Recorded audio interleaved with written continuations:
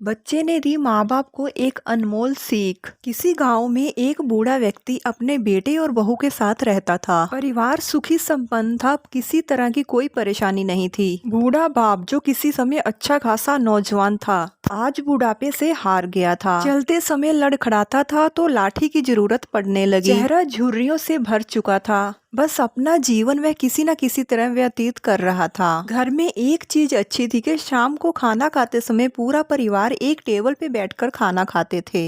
एक दिन ऐसे ही जब सारे लोग टेबल पे खाना खाने बैठे, बेटा भी ऑफिस से आया था। भूख ज्यादा लगी थी तो जल्दी से खाना खाने बैठ गया और साथ में बहू और उसका एक बेटा भी खाना खाने लगे। बूढ़े हाथ जैसे ही थाली उठाने को हुए, थाली हाथ से छूट गई। थोड़ी दाल भी टेबल पे गिर गई। बहू बेटे ने घृणा दृष्टि से पिता की ओर देखा और फिर खाना खाने लग गए। बूढ़े पिता ने जैसे ही अपने हिलते हुए हाथों से खाना खाना शुरू किया तो खाना कभी कपड़ों पे गिरता और कभी जमीन पर। बहू ने चिढ़ते हुए कहा, हे राम, कितनी गंदी तरह से खाते हैं, मन करता है इनकी थाली किसी अलग कोने में लगा दिया करूं। बेटे ने भी ऐसे सिर हिलाया जैसे पत्नी की बात से सहमत हो। उनका बेटा ये सब मासूमियत से देख रहा था। अगले दिन पिता की थाली उस टेबल से हटाकर एक कोने में लगा दी गई। पिता की बूढ़ी आंखें सब देखते हुए भी कुछ बोल नहीं पा रही थी। बूढ़ा पिता खाना खाने लगा। खाना कभी इधर गिरता कभी उधर। छोटा बच्चा खाना छोड़कर लगातार दादा की तरफ देख रहा था। माँ ने पूछा, क्या हुआ बेटा, तुम दादाजी की तरफ क्या देख रहे हो और खाना क्यों नहीं खा रहे? बच्चा बड़ी मासूमियत के साथ बोला, माँ मैं देख रहा हूँ बड़े बूढ़ों के साथ कैसा व्यवहार करना चाहिए। जब मैं बड़ा हो जाऊंगा तो आप लोग भी बूढ़े हो जाओगे तो मैं भी आपको इस कोने में खाना खिलाया करूंगा। बच्चे के मुंह से ऐसा सुनते ही बेटा और बहू दोनों कांप उठे। शायद बच्चे की बात उनके मन में बैठ गई थी, क्योंकि बच्चे ने मासूमियत के साथ बहुत बड़ा सबक दोनों को सिखाया था। बेटे ने जल्दी से आगे बढ़कर पिता को उठाया और टेबल पे बिठाया और बहू भी भागकर पानी का गिलास लेकर आई कि पिताजी को कोई तकलीफ ना हो। इस कहानी से हमें ये शिक्षा मिलती है कि माँ बाप दुनिया की सबसे बड़ी पूंजी है। आप समाज में कितनी भी इज्जत कमा लें, कितना भी धन इकट्ठा कर लें, लेकिन माँ बाप से बड़ा धन इस दुनिया में कोई नहीं है।